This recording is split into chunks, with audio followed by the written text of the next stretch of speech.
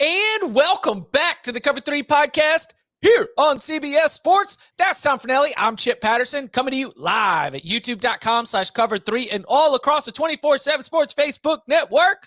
Thanks for hanging out. Smash that subscribe, smash that like, come and join us in the chat.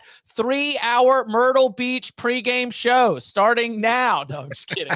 Myrtle Beach, we are live 11 a.m. Eastern time, which means that the Myrtle Beach Bowl will begin in about 3.5 hours, 2:30 p.m. Eastern time from Conway, South Carolina, the home of the Chanticleers. Marshall still sitting as a double-digit favorite. Speaking of those bowl games, we got BOWLNANZA coming up as we are going to continue to give you the previews and breakdowns for the upcoming bowl games and the picks that you need for your pool plays. Today, we will be breaking down the Idaho Potato Bowl, the Boca Raton Bowl, and the New Orleans Bowl. That'll be everything that gets us up to date until we meet for more BOWLNANZA on Thursday. A little bit of housekeeping. Wednesday's show will be at the end of the day, National Signing Day recap. Bud Elliott leading the charge right there. I think we might have maybe Danny Cannell join in, maybe some 24/7 sports experts as well. Make sure that you smash the bell for notifications so that you know when that's going to go live. But again, Wednesday's show will be after a lot of the fireworks have unfolded from National Signing Day. Also, we are going to get into some bowl takeaways from the weekend that was kind of like it's a pretty good Saturday and Friday, pretty good slate of bowl games. Some of our biggest thoughts, some of our own personal highlights. But want to begin with a little bit of an evolving storyline as we continue to track. And Deion will come up a little bit later. But Travis Hunter is in the portal. Deion's sons are in the portal. Now, Travis Hunter has not announced where he will play next, but we remember that he was committed to Florida State for a long time. I believe that Georgia was making a run at Travis Hunter a little bit late in the game. The idea that Hunter flipped from the Seminoles, maybe not a huge surprise, as there was a lot of buzz going into that his National Signing Day commitment. And we will see where he ends up going. So, Tom, I ask you, are you sort of penciling in Travis Hunter to Colorado, or do you think that now we have somebody who, as he displayed in the Celebration Bowl, is a uniquely talented skill position player? What are your expectations for how this is going to go with the former number one prospect in his class? I think he intends to go to Colorado. Like, I don't think there's been the official announcement, no, but I think he has said, he's going to follow Deion to Colorado. Like, I don't know if that's, he was just saying it but I think that's where he's going to go. But it'll be interesting. Like, we know Deion's sons are going to go to Colorado, although it would be tremendous content if they didn't. But getting off. That man already got introduced at a press conference as this is your new quarterback. Yeah, I know, but it would be hilarious. But I think Hunter intends to go to Colorado. I think this was something he's kind of, I don't know if I want to say it's the plan, but I think it's always been something that has been in the back of his mind when he's originally committed to Jackson State, that this was possible down the line. But I also think it'll be interesting to see what happens once Travis Hunter is in the portal and other teams are able to kind of maybe make their sell and their pitch, because he was the number one recruit in his class. He's a very talented player. He plays at two premium positions. He plays corner, he plays wide receiver, depending on where you want him and where he wants to be. It's not like there aren't going to be teams that would love to have him on the roster. So once he hits the quote unquote open market, maybe his mind gets changed because maybe some offers come from somewhere else. I think he ends up at Colorado. I don't think it's 100%. If he's at Colorado, you think he's still a two-way player, or is that just something that happens at Jackson State because you're on such a different level than a lot of the rest of the roster?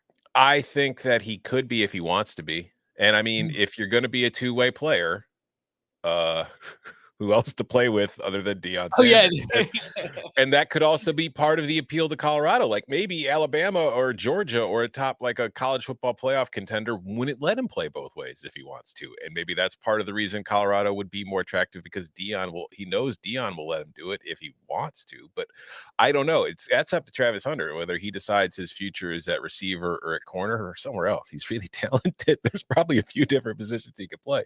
So I don't know. We'll see. But I think if he goes to Colorado, yeah, there's a very good chance we'll see him on both sides of the ball. If he arrives, when he arrives at Colorado, he will do so as a sophomore. He will do so after being very, very impressive during his freshman season with Jackson State. Does he? I'm putting you on the spot here. I apologize, but it was just a That's fine. question that came to mind. Does he immediately show up and become like an all-conference Pac-12 level player? I guess does he show up and Probably. yeah, I was trying. It's like at corner. I Probably. I There's not a don't ton of know. great corners in the Pac-12. Pac-12. Yeah, Yeah. and a couple of the better guys that there have been this year are all leaving to enter the draft. So I mean, I don't have the entire recruiting rankings of every Pac-12 team in front of me, but I would think that if Travis Hunter goes there, as far as talent level, he's certainly going to be one of the most talented corners in the league. And as long as he plays, like there could be an adjustment period because, like you said, Jackson State was so much better than a lot of the teams it faced during the season and in its conference. So he could have an adjustment period just dealing with better passing attacks and trying to cover better receivers. But he's so talented that it's not something I don't think will like I don't think it's going to take him a year. Right. It might take him a month, but then I think he'll figure it out because he's a very good player. Right. I was thinking about Travis Hunter and I was running down the list and I was like, okay, he would probably start at Washington if he showed up right away. He would Yes. probably start at Oregon if he showed up Yes. right away. Depending on what Kyle Whittingham thinks about, whether you've earned it or not or whatever, I like mean, he would probably Travis start at Utah. he's probably starting at most Power 5 programs right away. He's really good. It's fair. Yeah, Travis Hunter into the portal. Like Tom said, it seems to make the most sense that he would follow Dion to Colorado, but if he's going to wait to make his decision, if trying to turn this thing into a bidding war is something that matters to him, there are programs that were involved the first go round that have NIL war chests that are going to be able to create that. It'll be interesting to see how much the connection to Prime it matters to him, or how much competing for a national championship matters to him, and whether this is just simply a dollars and cents situation. But we are keeping our eye on Travis Hunter, former #1 player in the country coming out of high school. He stunned everybody with his late flip to Jackson State. And now we will see if he follows Deion Sanders all the way to Colorado. And I want to say, I don't think it is a dollars and cents issue. I think it'll be interesting to see if it becomes one. You know what I Right. mean? And yeah, I think that also when you're discussing the idea of going to Georgia, it's not just a dollars and cents issue. Mhm. You're going there because that's a team that competes for national championships every single fall. Same thing Mhm. with Alabama. So it would be more multi-layered than that, certainly. Speaking of the Pac-12, we have a little bit of movement at the quarterback position. Let's start with a name who's back. Bo Nix coming back to Oregon for the 2023 season. This feels pretty significant because, Kenny Dillingham, that relationship is, going back to Auburn, one of the things that got Bo Nix to Oregon. Kenny Dillingham's now at Arizona State as the head coach. So maybe that relationship leads Bo Nix to decide he wants to do something else. But as we've gotten some real bangers of some returning, I'm back kind of videos and announcements and social media posts. We got another one, other than that little Bo Nix hype video right there. Number one is awesome for the Ducks. Number two, Pac-12 quarterbacks stacked. Mhm. The reigning Heisman Trophy winner, Caleb Williams, is at USC. Michael Penix, who might be one of your Heisman Trophy favorites going into next season, is at Washington. And now Bo Nix at Oregon. What do you make of the news? This to me is the best effect of NIL so far. Because like we've seen it in college basketball, already, where a lot of guys who maybe had pro futures in Europe but could still be very good in college were more incentivized to stay because there was decent enough money. They were making more than they could have made in the G League or in, Spain or wherever they could have gone. And now you're seeing it in the market where I don't think NIL numbers that get tossed around are that accurate. But I think that where we're seeing that most of the money, like the big money, is going to go to premium positions, and quarterback is the most premium position that there is. And we are seeing with Penix coming back and with Nix, these are guys that are not projected to be first round picks. Maybe they could have been second or third, but they're more likely looked at as mid round, kind of third day of the draft guys, development guys that teams will take. And the kind of contracts you can get as that in that range are good. Don't get me wrong. Like, none of us are turning down an NFL contract, but they could be surpassed at college. Like, the money that I think quarterbacks are actually getting in that NIL is better than a lot of the mid to late round money that you can get as far as guarantees are concerned.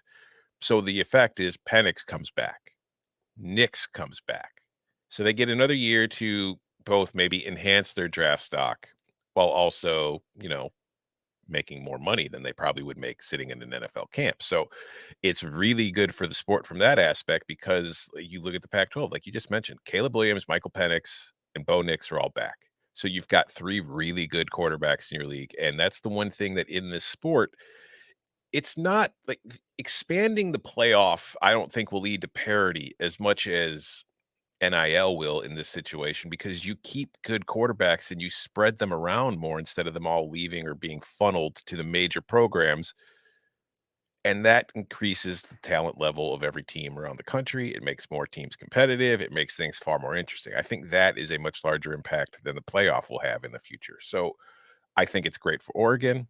I think it's somewhat surprising, though, because like you said, Kenny Dillingham, I thought once Dillingham left, Nix would probably lean toward leaving. Yeah. Because I do think that talent-wise, like, there's gonna be an NFL team that likes him.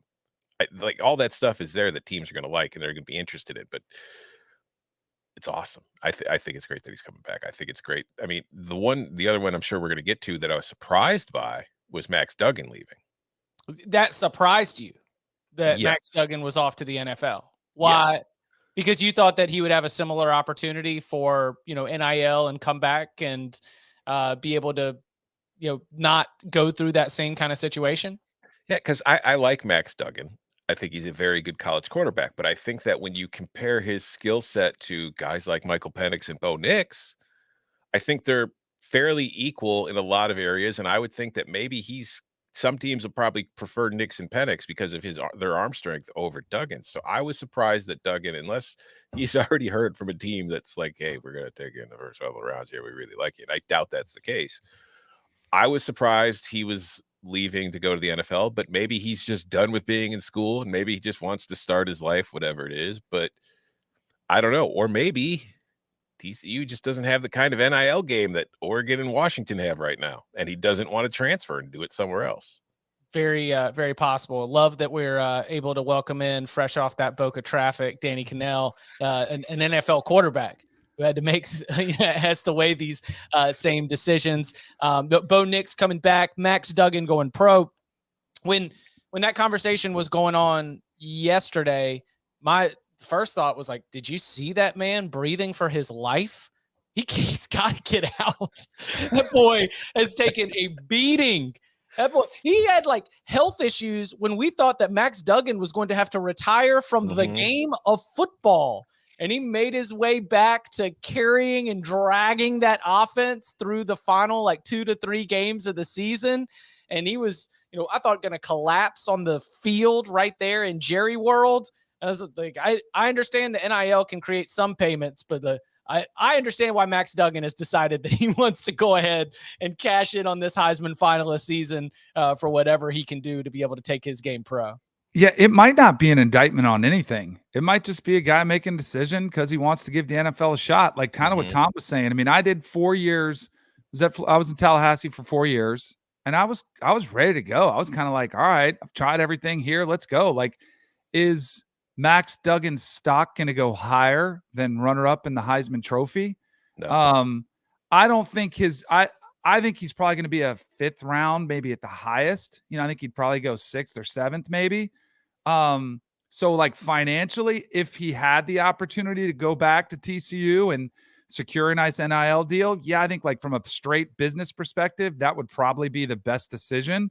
But maybe he's just like all these reasons have kind of culminated. He's taken a pounding. He's coming off a stellar year.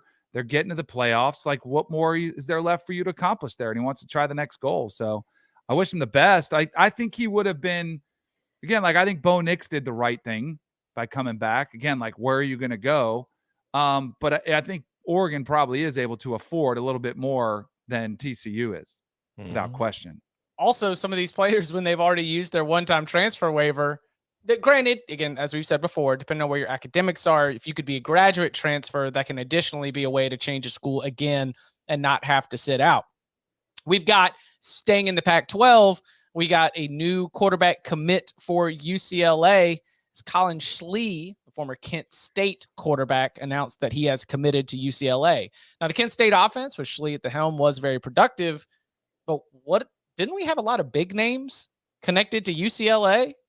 If Schlee's committed, does that mean no DJU? I mean, Uyunglele was visiting like a couple days ago. What is Chip Kelly going to just bring in multiple transfer quarterbacks and snap a pool cue and let them battle it out? Like, how does this end for the Bruins quarterback room? I don't know. I mean, I don't know. I like Collin Schlee.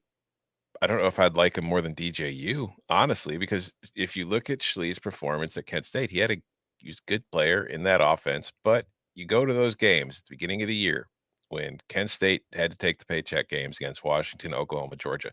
He played well against Georgia. He was 14 to 21, 174 yards, 8.3 per attempt, touchdown, and an interception. But Georgia, as we talked about before the SEC championship game, kind of took a lot of games off this year. Against Washington and Oklahoma, two teams that don't exactly have stellar defenses, he wasn't very good. So I don't know if maybe DJU is not interested in UCLA. Maybe Chip just feels that Schlee is a better fit for what he wants to do because he's a mobile guy. He can move, he can run, he can be used in the run game. And maybe Chip just doesn't think DJU is a fit for what he wants to do, and that he wants somebody who's more of a DTR than a battering ram, which is what I think DJU is more, similar to. So I don't know. I'll trust Chip Kelly. He's had a pretty good, history of quarterbacks. So I'll take his word for it. But it did surprise me a little bit. I know Bud's high on Schlee, but I'm just not as high as Bud is. Does it mean it absolutely shuts the door on DJU? That's my question. I mean, I don't know if it does. Like, if you're DJ, his confidence clearly has been battered and bruised pretty the last couple years. But if you're him, I don't know. You're probably like, who's this kid? I think that's got to be your mentality too. Is I played 2 years at a high level. I can compete with anybody, but I don't know if it impacts it that much. When if you're Schlee, are you going to UCLA if you think DJU's coming? Yeah, I just think that this is going to be interesting for this era because according to, our transfer portal rankings, these are two of the top 10 quarterbacks available in the entire country. Are we about to see Chip Kelly bring in two of them and say, all right, guys, you go figure it out? I mean, I know there are quarterback rooms that have had multiple transfers, but I would consider this too high profile. I mean, if it's DJU and even somebody else aside from DJU, I think that would be like definitely a reflection of the new era. Who is anybody else connected to UCLA? Not that I know of. I mean, QB transfer is a little under the radar right now. I mean, nobody wants a bidding war. Carousel is the thing that's under the radar. Bo Nix was one of the pieces that people wanted to see what he was going to do. Like Oregon, I'm sure they've been going. I think that impacts Oregon more than Schlee to UCLA. Like, also, I think there's still potential opportunity for another signing where if you're looking at Oregon, you're like, I'm not playing for a year. Speaking of the future of the quarterback room, one of the storylines that we are watching for Wednesday's National Signing Day is whether Dante Moore, the star quarterback who is committed currently to Oregon, whether he might flip to UCLA. UCLA got Moore on campus. And I don't know about you guys, but the way that I look at that situation here is that Moore is the future. And that, like, if Chip Kelly were to successfully get that flip, whoever he's bringing in on the graduate transfer level is just, a one-time type thing. I heard there's like a 64.1% chance that Moore's going to flip. It's amazing how that math works. Yeah. With human emotions, that you can dial it down to percentage points. On the coaching carousel front, we have a little bit of news at the Naval Academy. We threw out a couple of names that we thought might be good options to be able to take over. One thing that I guess was on some people's list, it wasn't at the top of my list, that Navy, according to ESPN's Pete Thamel, is expected to promote Brian Newberry to head coach. He's been the defensive coordinator at Navy since 2019. Awkward, right? Yeah, there's something off. Awkward. There's something weird going on at Navy. I mean, going back to the making him fire his coordinator, offensive coordinator, bringing him back on to firing him at his locker, after the loss to Army. There's something going on. I don't know what it is. I'm a little bit surprised they didn't just clean house. Well, I see. That's what makes me think that this is one of those, like, I don't know if we can actually, I do not want to get involved in trying to FOIA the Naval Academy. Seems like that puts me on it puts me on some lists that, I don't really want to be a part of.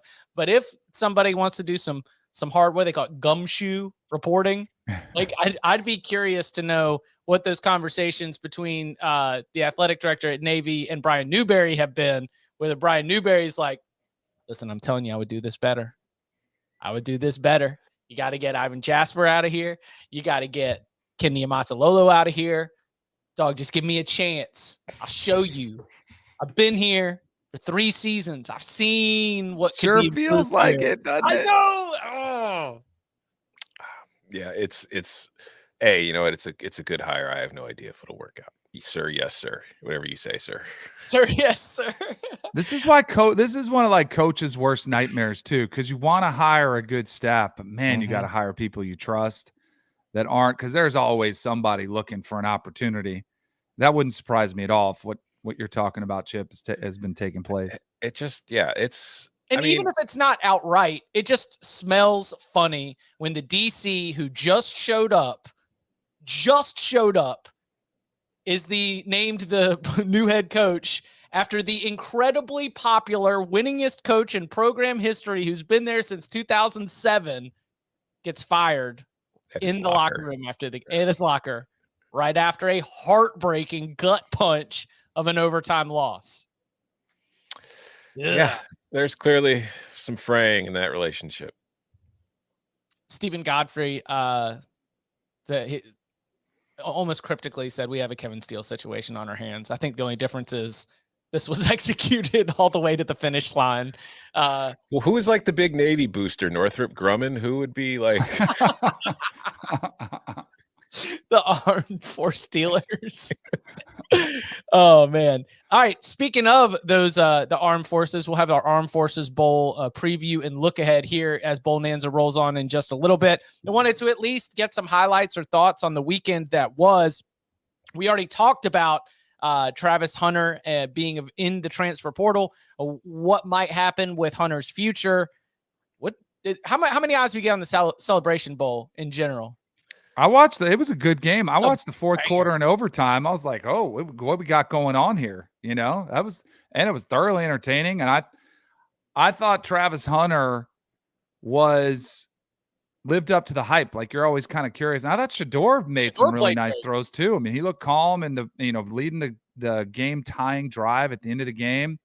But I thought Travis Hunter, one of the things interesting about him is that the fact that he wanted to play for Deion, that he's playing both ways at Jackson State, it's just like I think he's going to Colorado. I mean, I know there's some people that want to have hope he's going to go somewhere else. I think he's going to Colorado, but I think what's going to be interesting is, does he use him as a two-way player there, which would be awesome. I'm a huge fan of letting players do that. And he made a great catch to tie it up. And then of course the poor kid, Hayden, who dropped the pass. Our guy Hayden. Hate it for it. I also thought Jay Walker did not want Deion to win. Did you guys feel like the broadcast, there was some hating going on, man? There was some serious hating. I was covering the Fenway Bowl, so I had it on the second screen muted, so I don't know. So there is a lot of, a lot of feelings that go into this. I wanted to first agree with you, Danny, that the game was incredibly competitive and back and forth and really exciting, and huge plays were being made by both North Carolina Central and Jackson State all the way down the stretch. But there's the feelings of, Deion is leaving Jackson State. He's leaving on a sour note, with a disappointing note, taking the quarterback and maybe the star two-way player as well. So yeah, I sensed that there's a little bit of, sour feelings there. Then there's the Colorado side of this, which is you're watching and it's like, man, I hope our new head coach wins this game. Right. Right. Like there were some Buffs fans that, had applied some emotion to this. And, we're all watching because this has been one of the biggest stories of the entire, off season. Where is Coach Prime going to go? And we get one last look at it. It was a lot going on around that team in that game, that right there in Atlanta. What else stood out from either Friday afternoon or Saturday? I've got a couple more places where I wanted to shine a spotlight, but I don't want to dominate this. I just want to, what stood out for me is the offensive fireworks that took place in the fourth quarter for the Florida Gators. They're getting that field goal just to make sure they avoid. That was the offensive explosion Gator fans were really hoping for. Had to keep the streak alive. Holy cow. That was bad, man. We all kind of thought Oregon State, they're going to want to be there. And I think we all were on the side of Oregon State. But even with that being said, I was on Florida. You were, that's right. You were on Florida. You did get on that train. Yeah. And then the viral video, my man number 33, who tried to rush the passer and did not even make contact with the right tackle who was blocking him because he was just walking off. Like, you talk about don't give a bleep effort. That was embarrassing. And then you've got GoFundMe started for Billy Napier's buyout. I mean, it is a mess. I mean, that's a horrible, horrendous way to end the season. Do you kick that field goal though to keep the streak alive? Yes. Yeah, okay, me too. Like, I don't want to admit it, but I 100%. If you're Billy Napier and you want to be there for like 3 or 4 more seasons, don't want to be the guy. Yeah, you don't want to be the guy that ends a streak that dates back to 1988. I mean, that's the other thing. It's like you start to put some of these, and for those who aren't aware, Florida has the nation's longest streak of games scoring a point. It goes all the way back to October of 1988. It was 435 games entering the bowl game. It is now 436. It is 3 years and more than 50 games ahead of the second place record, which is TCU, which has been going on since 1991. And yes, we were preparing to shoot off the content fireworks. Yes. Florida did not kick that field goal. We were going to be all about the streak coming to an end. Your boy had a lot of pre-written content he did not get to pull the trigger on because of a sad field goal that keeps Billy Napier from being the coach who snapped a streak that has lasted multiple generations. But the thing about like a streak like that and, any kind of weird stat streak, nobody cares except for the team that has it. You know what I mean? How many people knew Florida had that streak before this became a thing in the second half of that game? Like, we're friends out at the bar, like, oh my God, guys, the streak might end today.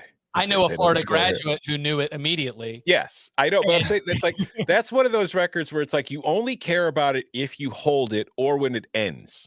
But when they start talking about it on the broadcast and they flash it on the screen, now you're embarrassed. Which is what adds to why Billy Napier wants to kick it, because nobody knew about the record until the broadcast all told us about the record. And now everybody's dialed in to the final moments to see whether or not Florida will score a single point in this game or be shut out for the first time since 1988. Because the SID has had that note in the game notes every day or every week since 1980. And it survives. It survives for another year. What a truly a disappointing performance. I will say I had pretty dialed in eyes on this game. The quit factor rose. Early on, I kind of thought that they were moving the ball pretty well. They had a turnover on downs. They had a couple bad execution, a lot of false start penalties. They were clearly out of sorts, but they seemed to care there at the beginning. But quit factor rose very quickly. Oregon State, very dialed in all the way through. Frank Gore Jr., 329 rushing yards as Southern Miss goes on to win against Rice. Rice made this a game. It was really, really Rice fun. played for one quarter and made a game out of it. Like they scored 21 points in the third quarter, 3 points in the rest of the game. It got dicey there for a little bit.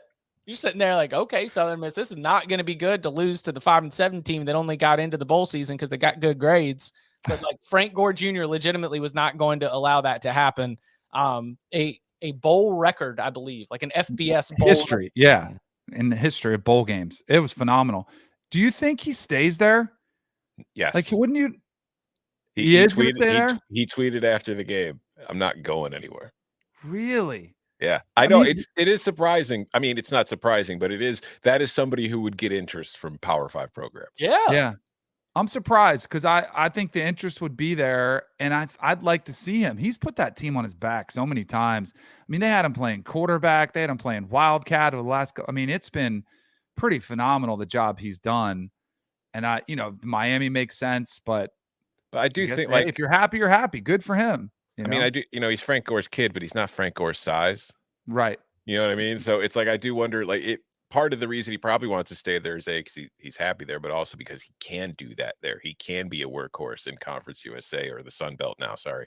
I don't know if he could have the same kind of workload in a Power 5 school that he has with his size, just because it probably wouldn't be good for him. But he's always going to be a hero to me because I took Southern Miss -9.5 live in that game just based on the way Rice was playing. So yeah, that 21-point third quarter that the Owls had really did kind of add the sweat factor to that one. So thank you to Frank Gore for pulling my butt out of the fire, not just carrying his team, but saving me too.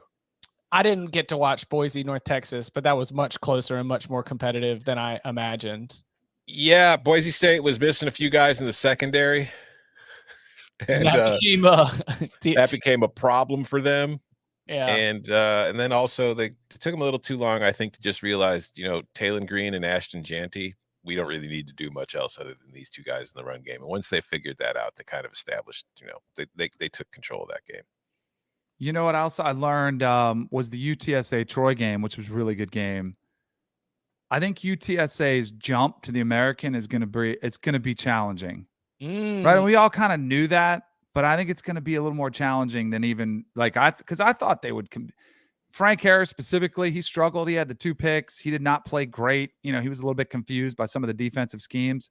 I think it's going to be a big jump. I'm very curious to see how Traylor does with that program making that jump, because that the Conference USA bottom tier to Power 6, if we're still going to call it that, even without the heavyweights that are leaving to the Big 12. I think it's going to be a significant jump in competition. I mean, I wouldn't be surprised if there's an adjustment, but I also think that was just Troy's defense. Yeah, I was way over my skis with UTSA and Frank Harris, and this was going to be like a show-stopping game. And look, the Troy boy might be MIA today. Troy boy heard that we were picking bowl games, and because he wants to be right and not have any, bowl picks on the record, he's obviously taking today off. Troy boy will be back leading the show Wednesday, early afternoon or late afternoon, early evening on Wednesday for the National Sign Day recap. But in my notes, I said Troy boy may be MIA, but he gets a victory lap because Troy's defense took control of that game. UTSA had multiple opportunities to be able to try and get back in it. And Troy's defense stood him up at every single time. So chat saying that Bud was all over UTSA. I don't remember. Again, he wasn't here for the bowl picks for the BOWLNANZA. Yeah. But he's been on Troy all season. I mean, he is the Troy Trojan. He is the Troy boy. Troy boy loves it. All right. A little special thing that we've got going because it is the holiday season and because we appreciate all of you, the many of you that are watching us live. Why don't you go over and smash that like? Because I got 10 Paramount Plus 30-day free trial codes, 10 of them that we're ready to give away. So go ahead and smash that like. You get the likes on up to 100 and we'll be giving them out to those of you live in the chat. So again, go ahead and smash that like. When it hits 100, we're giving out 10 Paramount Plus 30-day free trials. And coming up on the other side, it is the next edition of the BOWLNANZA, getting you set with everything all the way up to Thursday night. That means we're going to be having the Potato Bowl. We're going to be having the Boca Raton Bowl and more next. Huddle up, NFL fans. It's almost Nickmas. Merry Nickmas. Nickelodeon and the NFL are teaming up for the ultimate holiday gift. The Nickelodeon NFL Nickmas game. I got 3 words for you. Broncos, Rams, and Santa. Oh, ho, ho. This is going to be the best Christmas ever. It's the Denver Broncos taking on the Los Angeles Rams in the Nickelodeon NFL Nickmas game. Christmas Day at 4:30 Eastern, 1:30 Pacific. Only on Nickelodeon. As we are here about 3 hours away from the start of the Myrtle Beach Bowl, we already gave out our picks, our best bets, our thoughts on Marshall and UConn. But for those watching live, any shifting opinions on that? Marshall currently a 12-point favorite, over under a 41.5. Yeah, the spread has moved. So I was big on Marshall last week. I'm not as big on it at 12, but I am on my Twitter tip for the day is the UConn team total under 13.5, because that is the crux of my belief. Marshall's defense is very good. I don't know if UConn's going to be able to move the ball against it very well. Danny, you got any updated thoughts? No, I talked to Mike Morgan today, who's on the call for ESPN. He's calling the game. I don't know. He was trying to now as a broadcaster, you're selling the game. He had me kind of believing that UConn was going to keep it competitive. Oh, because that's the most fun thing to sell on the broadcast. Exactly. Mm-hmm. You have to. If you're calling the game, you want to sell viewers on why you should watch. You don't want to go in there and say, UConn has no chance. I stay with it. UConn wins at the margins. Let's go. Huskies plus 12. What margins exactly does UConn win at? Turnover differential. Field position. It's true. These are areas where they are margins. They are margins that they don't show up in the yards per play. They don't show up in the yards per play allowed. And UConn may be one-dimensional, but dadgummit, they are committed to that one dimension. They will run the football into the brick wall over and over again, and we respect perseverance. All right. Also, we know they'll be motivated, although I do think Marshall will be motivated as well. 2:30 p.m. Eastern time for those keeping track. 3:30 p.m. Eastern time on Tuesday. It's the famous Idaho Potato Bowl. San Jose State is a 4-point favorite, over under a 54, going up against Eastern Michigan. Eastern Michigan 8-4 on the season. San Jose State 7-4 on the season. What are we keeping our eyes on, or what's got your attention about this game? As far as betting or just the actual game? Either way. I mean, if the betting is not what's got your attention the most, then I am certainly interested in what's got your attention about the game. I like the over as far as the betting, because San Jose State's defense was pretty good at the start of the year, but over the second half of the season, it kind of fell off of a cliff. And a lot of the kind of games that they've been getting into have been kind of tennis matchy. Eastern Michigan, it's not high scoring, but like their offense has been effective in the MAC, but their defense hasn't been that effective in the MAC. So I just feel like this could be a more back and forth kind of game than the total suggests for that one. As for the game itself, like San Jose State, I thought got off to a very good start for the season overall. They looked to be one of the best teams in the Mountain West. They lost that game to Fresno. They had the player get hit by the bus. And then, as you would expect, the season completely changed from that point on. I mean, they won, but they weren't as sharp. They lost on the road to San Diego State, Utah State.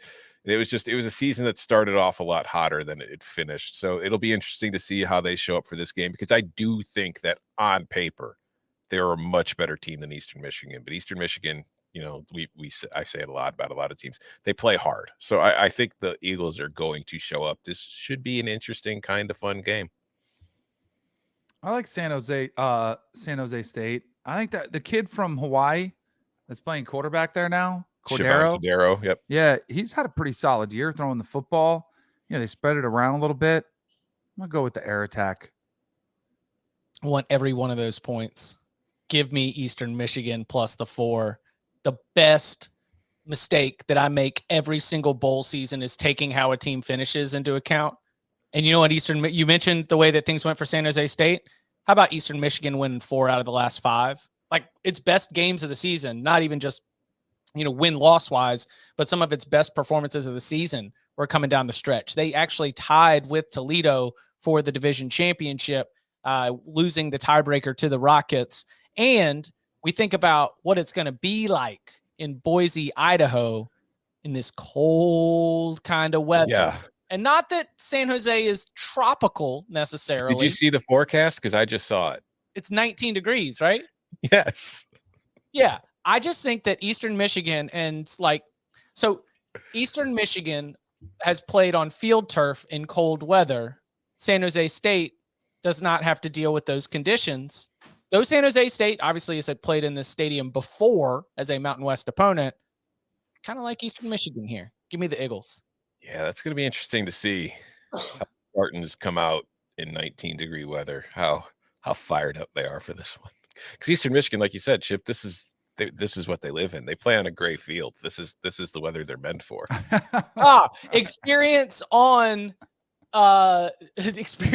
uniquely colored field. Also advantage as they're sitting there at the Smurf turf in Albertson Stadium. Is it gonna be windy too?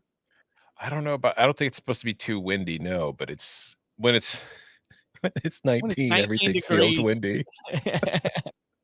Again, that is at 3:30 p.m. Eastern time. 7:30 p.m. Eastern time on Tuesday. Our nightcap is Boca Raton Bowl. We got Liberty and Toledo. Toledo favored by 4.5, over under a 54. We've got an interim coach situation, as of course Hugh Freeze is off to Auburn. That for Liberty, Jamie Chadwell. Everyone's excited about the Jamie Chadwell era, but he will not be there in charge. He may be there though. Jofer was there in the Bahamas, just walking the sideline. You got to be there, right? Oh, unless you're Scott Satterfield, they put him in an undisclosed location. That guy web chatted in to just be like, "Yeah, I'm not gonna come around, but I'll come join the broadcast. That sounds good right now." Yeah, it will be. What's his name? It will be. Oh no, now I'm losing it. Interim. It'll be the co-defensive coordinator is the interim coach. I'm sorry. I thought I had that pulled up for you, but 4.5 for Toledo. Here's what's interesting.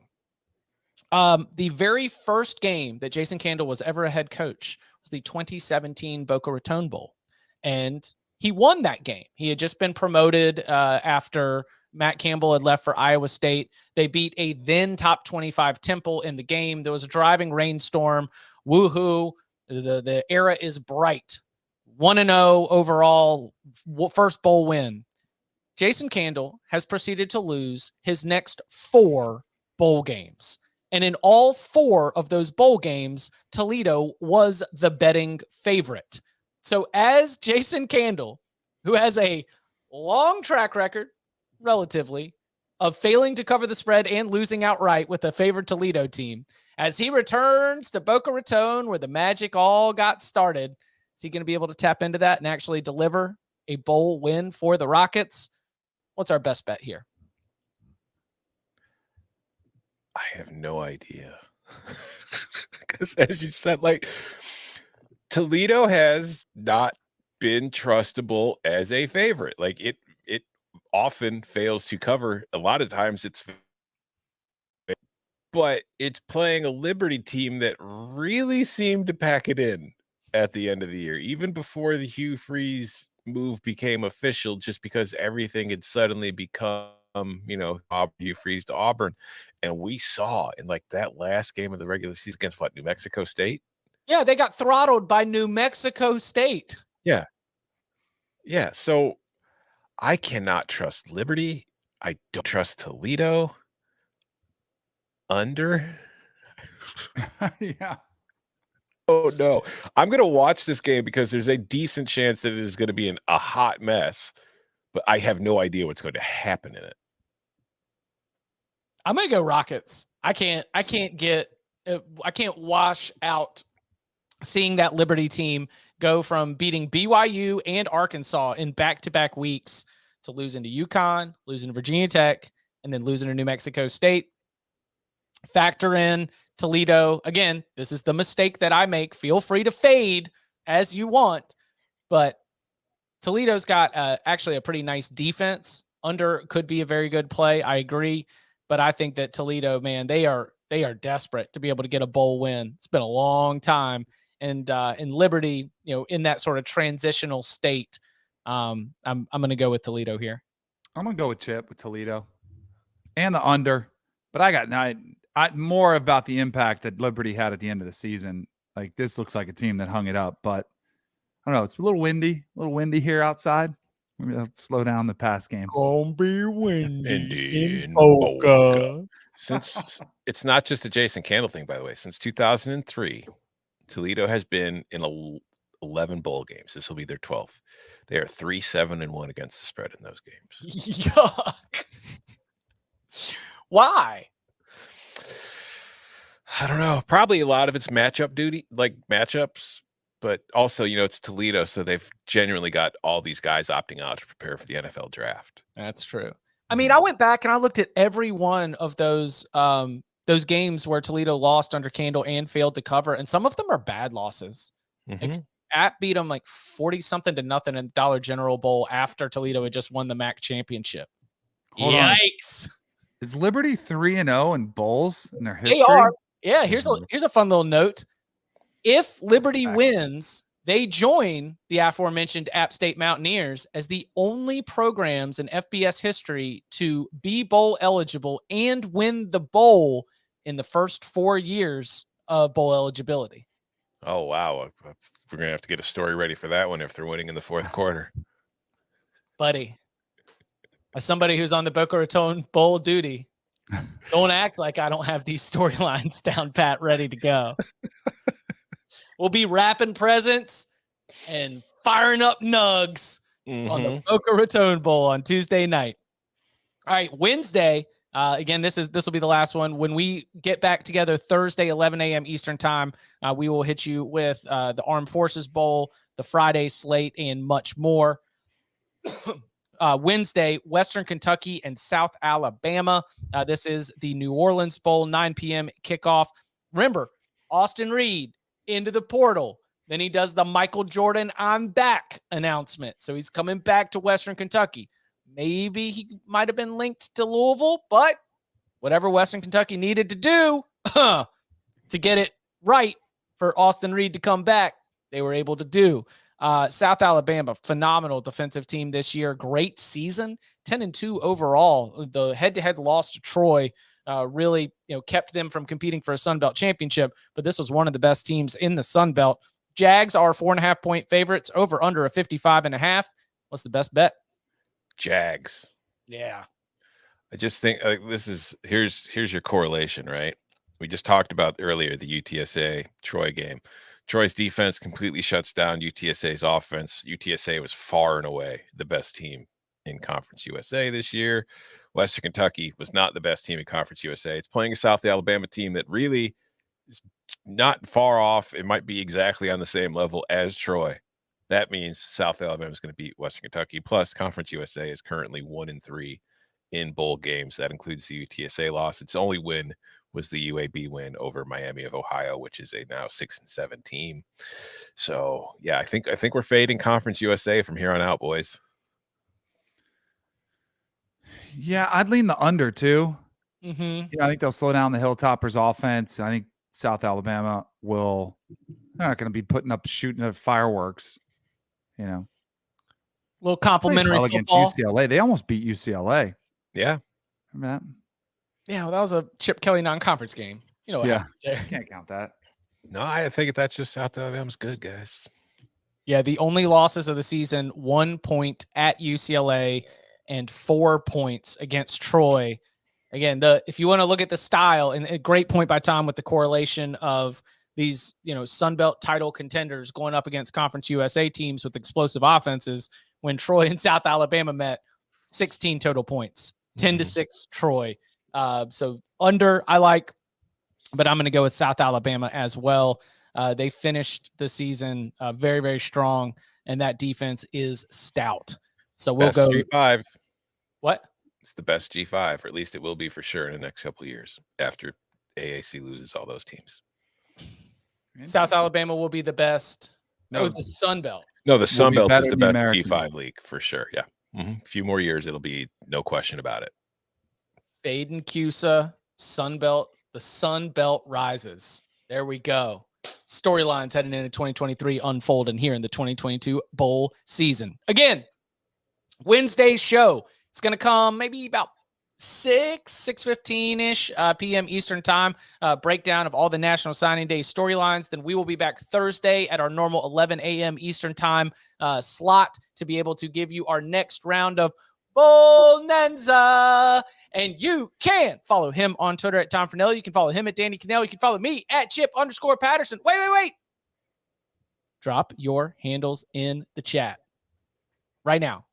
Those of you watching live, make sure you're following the Cover 3 podcast. Go ahead and drop your handles in the chat because we are giving away 10 Paramount Plus 30-day free trials. A little Christmas treat for those of you who do hang out with us live. We'll continue to give out some of these Paramount Plus free trials. So make sure you smash that bell for notifications when we go live so you can not only enjoy the multi-platform excellence alongside us, but you can also maybe get yourself a nice trip, a ticket to Paramount Mountain, the Mountain of Entertainment, Paramount Plus free trial. Make sure you're following the Cover 3 podcast on Twitter and drop your handle in the chat right now. Thank you so much. We asked, you answered. Gentlemen, thank you very much.